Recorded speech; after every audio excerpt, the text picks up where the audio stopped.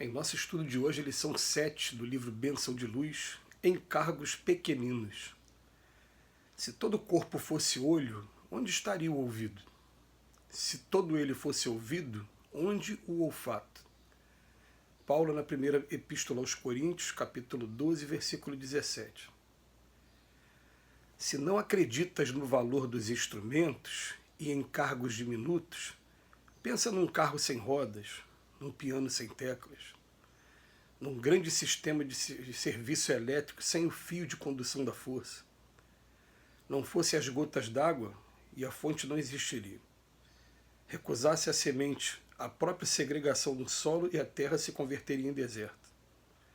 Não se resignasse à pedra, com o próprio anonimato nos alicerces, e um edifício seguro jamais se colocaria de pé.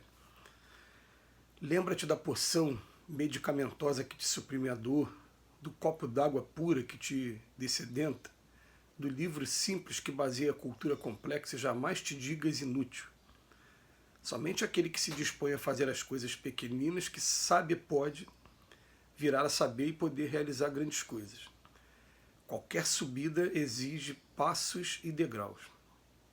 Assim também nas ascensões do Espírito a que se refere o Evangelho do Senhor.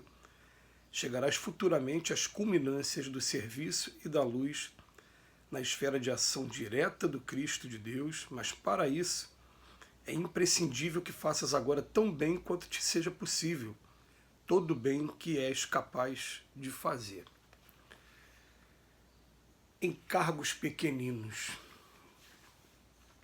Me lembrou um episódio da minha vida aqui agora, em que eu lembro até qual foi o ano. O ano foi 1996.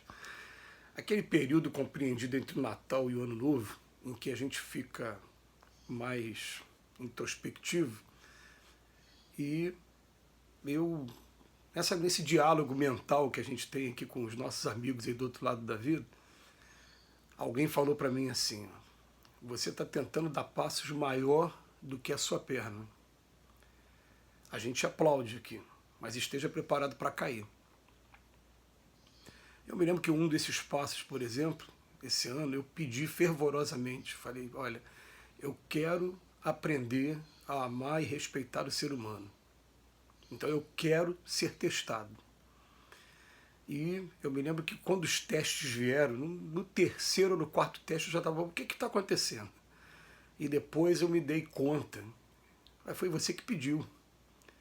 Aí eu vi que eu não estava preparado para alguns testes. Não é assim, a gente às vezes por imaturidade, né? Às vezes a gente pede as coisas sem saber o que está pedindo, né? Mas a gente começou a vir só aqueles testes mesmo de paciência, né? Enfim, no convívio com o ser humano. O que a gente chega à conclusão aqui? Ele vem falar para a gente o seguinte: a gente tem que começar a entender, em primeiro lugar, qual é o nosso papel, qual é aquele papel que é essencial, qual é, como diz assim, a cruz. Carrega a tua cruz e segue-me. Qual é a minha cruz? O que é a cruz? A cruz é aquela que, se eu abandonar pelo caminho, eu não vou ter cumprido a missão que eu me predispus a cumprir, que eu fui designado para cumprir. Entendeu? Então essa cruz, ela vai significar o quê? Aqueles que estão mais próximos de nós, em alguns momentos os pais, daqui a pouco os filhos, a família mais próxima, o nosso ambiente profissional, o nosso convívio social e também as pequenas responsabilidades que com o tempo a gente vai abraçando na atividade religiosa. Essas acabam sendo as mais essenciais. Porém, a gente vai percebendo uma coisa: a gente começa a ter admiração por algumas pessoas que abraçam várias atividades e às vezes a gente quer atropelar e quer fazer um montão de coisa ao mesmo tempo e acaba não fazendo nada bem, muito semelhante àquela pessoa que fica indecisa com relação à profissão que quer desempenhar no futuro e acaba fazendo 1, 2, 3 cursos universitários e acaba, no final das contas, não desenvolvendo a função de nenhum dos 3 cursos que fez. Os cursos ficaram só para efeito de cultura mesmo, para efeito de diploma, mas não desempenha. Por quê? Porque não escolheu aquilo que ama fazer. Porque quando a gente faz aquela coisa que a gente ama mesmo, a gente se entrega de coração e entra mesmo na profissão, né? Essa é que é a verdade. Mas aí o que acontece? A gente começa a querer fazer muitas coisas de uma vez e a gente vai percebendo, assim, como diz o Emmanuel, eu vou pegar mesmo o exemplo, mas o exemplo que foi o que aconteceu com a gente na nossa atividade religiosa. Uma vez foi perguntado para a gente, né, qual é o tijolo mais importante de uma parede? É o primeiro? É o de baixo? É o do meio? É de cima? Qual é o tijolo mais importante de uma parede? E aí muita gente vai falar, foram os primeiros, que se não fossem os primeiros, o edifício não estaria construído hoje. Mas se você deixar sem o tijolo do meio, esse tijolo do meio ele pode trazer infiltração e comprometer o tijolo de baixo. E se o tijolo de baixo está sustentando tudo, quanto mais ele comprometido, mais o edifício está todo comprometido. Então, tanto um como o outro, eles vão fazer uma diferença enorme. A gente para ver numa empreitada de construção civil, muitas das vezes um pedreiro ele consegue atrapalhar todo o trabalho de uma equipe maravilhosa. E é interessante, né, que depois, quando termina o trabalho, você vai olhar para aquele todo e vai ver justamente que aquela falha daquele pedreiro foi que comprometeu todo o trabalho que foi desenvolvido. Então a gente vai perceber o seguinte, todos somos muito importantes na atividade que estamos desempenhando. A gente até sabe que ninguém é insubstituível, isso não existe, tudo bem. Mas a gente sabe que conforme a gente abraça a atividade que chega até a gente, faz com amor, faz com dedicação, daqui a pouco, sim, aquela atividade começa a se tornar uma atividade mais fácil para a gente, mais de ser desenvolvida, a gente naturalmente vai se habilitando a novas atribuições. Mas a gente sabe que quem faz aquela atribuição maior hoje, ele se acostumou a fazer a pequenininha durante algum tempo até aprender a fazer aquela maior. O problema de nós aqui na Terra é que a gente, por exemplo, no campo profissional, eu quero muito o salário de um determinado cargo. Mas muitas das vezes eu não tenho noção do que seja aquele cargo.